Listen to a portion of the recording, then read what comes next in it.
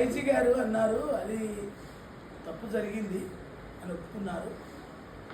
తప్పు జరిగింది అన్నాం కాదు, నాకు చర్య ఏంటి అది పబ్లిక్లో జరిగింది కాబట్టి మీరు వీధి రౌడీలాగా మీరు పోలీసులు వ్యవహరించారు కాబట్టి వీధి రౌడీలకు మీకు తేడా ఏముంది?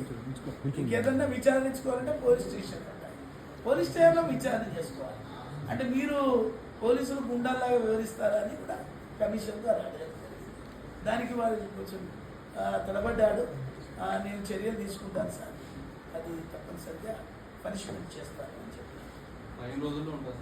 15 రోజుల్లో కూడా మనకు సబ్మిట్ ATR అంటారు మనం కమిషన్ నుంచి, యాక్షన్ టేకన్ రిపోర్ట్.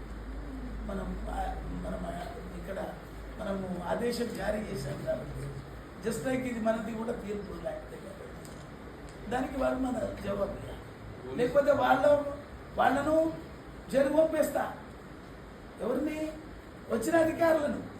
మనకి ఆ పవర్ ఉంది, కమిషన్ పవర్ ఉంది.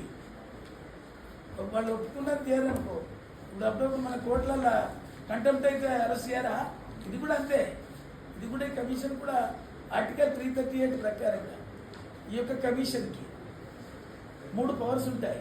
ఫస్ట్ నోటీస్ జారీ చేస్తాం, సెకండ్ నోటీస్కి స్పందించకపోతే సమన్స్ ఇష్యూ చేస్తాం, దానికి కూడా స్పందించకపోతే అరెస్ట్ వారెంట్ ఇస్తారు. వాళ్ళు